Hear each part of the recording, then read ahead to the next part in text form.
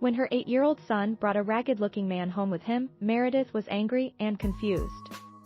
But when the man finally showed his face, she was shocked by the old chapter of her life that had suddenly opened again. I hope she's in a good mood. Mike thought nervously as he hesitated to ring the doorbell, knowing his mother would answer in a hurry.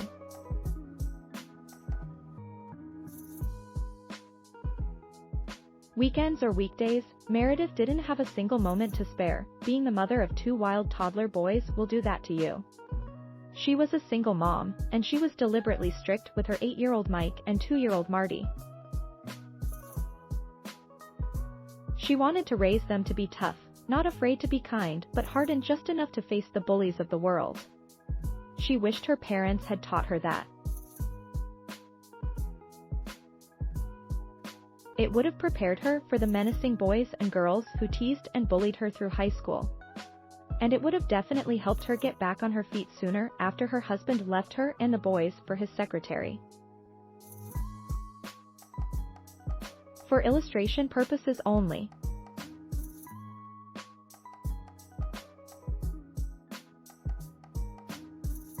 Source: Getty Images. Meredith still flinched at the memory of the days and nights she spent crying over that man and, years before that, crying over that one boy in school who would snatch her lunch every day and call her names for being a chubby kid.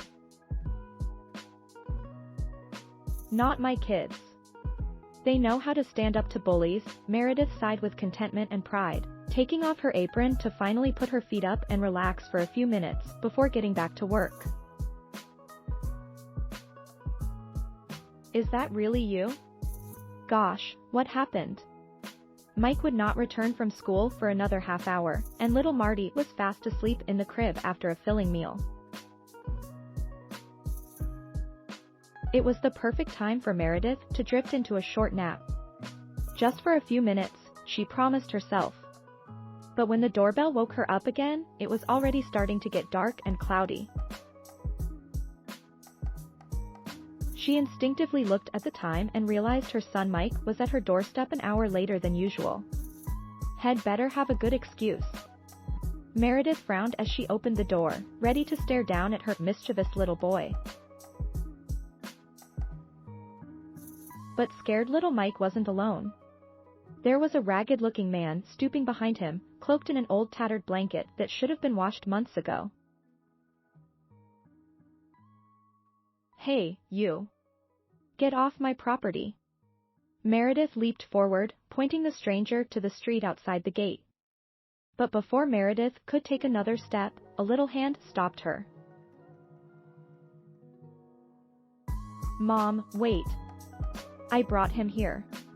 And I need to ask you something. Mike managed to speak over his fear of his mother's reaction.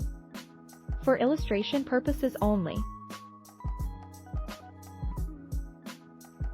Source: Getty Images. Meredith's head tilted in suspicion, but she let her son talk.